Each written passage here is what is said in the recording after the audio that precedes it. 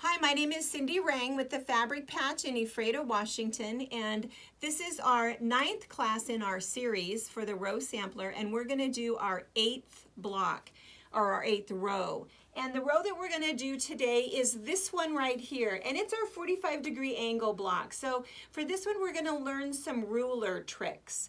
So one thing I want to say first is that depending upon when you got your pattern, your pattern is not correct.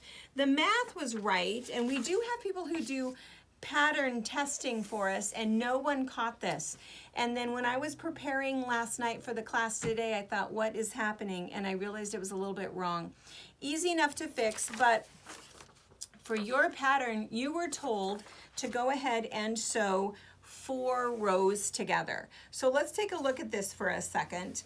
So you were told to take 4 2.5-inch strips, sew 4 together, put right sides together, we sew the ends and cut them. We're going to go through this in detail. If you did that, you realized that your block came out about 12 inches, not 8.5. So the funny thing about that, this is 8.5 inches. When you sew 4 2.5-inch strips together, you get 8.5 inches. But that was why our pattern testers didn't catch it. But like our class last week, we know that when you turn something on point, you end up increasing it by 40%, and that's what happened. So we'll talk about that at the end when you see this, but the first thing I want to say is that what you're going to do is you're going to sew 3 strips together, not 4. So this is what I told you to do. This is what you really should do. So you're going to choose 6 different strips. 6 different strips, put them in any fashion you'd like. You can do every other color, you can do mixed colors, it doesn't make any difference, but you're just going to sew 3 strips together in one set and 3 strips together in another set. Once you've done that, the rest of the pattern is correct. You're going to lay this right sides together. You don't have to match up any seams. Nothing is going to matter. You're just going to match up this end, and we're going to sew along this side and along this side. I'm going to go to the sewing machine right now and go ahead and do that. Okay, so this has been sewn, so you can see I've got my 1/4-inch seam up here and I've got the other one down here, so I've basically made a tube. So we're going to talk about your ruler for a second. Of course, I tend to like the Quilter Select rulers just because they absolutely do not slip. If you have a different type of a ruler and you've put something on the back so it doesn't slip, you're fine. But if you're in the market for a new one, this would be what I would suggest. You probably do need your 6x24 ruler for this. So what we're going to be dealing with is your 45-degree angle. So when we look at your ruler, you can see you've got the 30-degree angles, your 45, and your 60. What happens whenever anybody is cutting an angle is they'll find it and then they think they have to flip it back, flip it over. They turn and do different things, and you don't want to do that. You're always going to leave the ruler so that you can read the numbers. And what I'm going to do is I'm going to tip it to one side, line up that 45. When I do my next cut, I'm going to turn it this way to line up my 45. Turn it again this way. That's why the angles go both directions, because all I'm doing is I'm just rocking my ruler back and forth. I'm not flipping it upside down and I'm not tipping it. So I'm going to show you what I mean. So what I'm going to do first is I'm going to cut off my selvage so that I can start. So I'm just going to line that up, cut this off, grab my glasses, and then, so let's look here. So here is my 45. So I'm going to line that up right here, and I'm going to slide this down. So I am right in the point right here, and see that 45 is right on that edge. And I'm going to cut right along this side. I'm not going to move anything yet. I'm just going to go ahead and turn. And now here's my 45 up here. I'm going to line that right across the top up here. I guess I am going to move that so I can see where I'm at. So where I'm lining it up, so I'm on my 45 right here, and then if you look down here, do you see where I have my seam allowance right here? And we can come in close for that. So there's a seam allowance, and right there is my edge. So I'm cutting, because I'm essentially going to cut that seam allowance off. So I'm going to cut right there.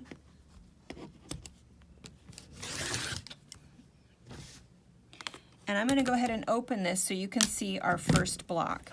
So what's happened is the reason I've cut there is that's where I'm opening that. And here is our first block. So it looks just like this. And now I'm going to go ahead and do our next one. I'm going to come back over and I'm going to do the same thing. So I'm still holding this ruler so that it reads properly for me. I'm just going to line this up. Line up my 45. And again, up here, I'm going to, and I can even go ahead and line up my straight edge on this side. And again, since I'm cutting at this tip, I'm lining it up right there with that seam allowance because I'm going to cut that edge off. Here's my next one. And I'm just going to keep going. Okay, so I have cut all of these blocks, and I just want to show that what happens when you open these is that they're opposite, right? Because here we have a long piece of this strip, here we have a short piece, here we have a long piece, here we have a short piece. So when you open all of these up, you have quite a few different options with how you want to lay them out. You can kind of play a little bit with them. One other thing that I want to point out is that you should be able to get 6 blocks from your one strip set. I would have been able to get one more, but I didn't notice that I had a short strip. And if you look over here, I had the same thing on this side. There's actually a seam right there. So if you have to put in another little piece, rip that open, put in another little piece to get your other block, that's what I would do. No one will see this when this is all quilted. So you need 6 blocks for your row. And what you'll want to do is just kind of play a little bit with how you want to lay them out. You can have some matching blocks so that they match, or you can make them a little bit different. So your row will end up being 8.5 inches by 48 inches, just like most of the rest of them. But again, if something happens and it doesn't turn out exactly that size, it's absolutely not going to matter. Next week for our 10th class, we're going to talk about sizing. The entire class is about sizing, where you're going to have to start to make some decisions about how big you want your quilt to be. If you want your quilt to be queen size, if you want it to be king size, because we have to decide the size of your applique block. We'll talk about that next week, but again, just one last time, I just want to say, if your block doesn't end up being 48.5 inches wide or long, it totally doesn't matter. If you end up making extra blocks, that's great. We might end up using those in the size. The last thing I want to show you with this month's block is I want to show you, oh, and I have this quilt all done up. I'm going to show you a couple samples here in a second. But I wanted to show you some of the alternate rows. And so I talked about it on the pattern and said that there was a mixed row or a planned row, and I want to show you what that is. So the mixed row is this. So this is my 3 2.5 inch strips. That was just like my other one. And then I cut some 7-inch long strips and sewed those together. Everything else is the same. I went ahead and sewed that on one side and the other side. And then when we cut this, what this is going to look like, we need to go down here for just a second. Sorry. You have to see this cut. So what this is going to do, I'm just going to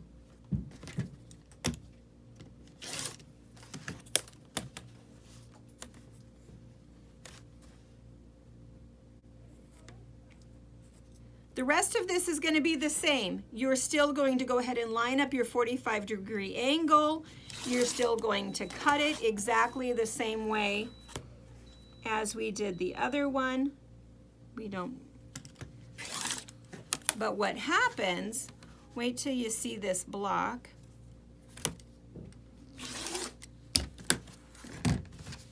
The block looks like this. One's going one way, one's going the other. One's going one way, one's going the other. So it's kind of a fun block, totally different. So this one is called a mixed row. And then this one, let's look at this one. This one is called a planned row. So for this one, I did do 4 strips. If you want this to fit in your quilt, you're going to want it to be 3 strips. But for this one, again, this is our regular strip set done the same way. And all I did was I just picked one fabric that was a solid. You could pick something that is a little bit brighter. If you want to do something where you're really featuring a pretty fabric, you could do the same thing. You can do it the exact same way. Sew on one end, sew on the other end. This one's already done. And then you're going to go ahead and cut that 45-degree angle. And then look what happens is you end up with almost what looks like a half log cabin block. And so you can really feature a fun fabric if you want to do that. This would make a super fast quilt because again, what we talked about in the beginning of the video is that if you do 4 strips, you're going to end up with a 12-inch block. So you could make a quilt pretty darn fast with just a jelly roll and about 2 yards of a focus fabric. And you could end up with something that looks kind of cool. I have 2 quilts just for a really quick show and tell. So this is an example of that quilt. If you just want to make a 45-degree strippy quilt, you can use all kinds of leftovers. Just cut everything into 2.5-inch strips, or better yet, just cut those strips. And if you have some smaller strips, some weird sizes, it's not going to make any difference. As long as those rows are all the same size, you can end up with any size block you want. Same thing would be true even with just a tiny little quilt. You can use all of that bright kind of strange stuff, sew it all together and cut it all up. It makes for a really interesting quilt because there's so much movement in it. So anyway, this is your 45-degree angle block. A fun thing to practice with your ruler, a fun way to use up leftovers, or a really cool quilt if you have a focus fabric that you want to use. So thanks for watching, and we'll see you next week.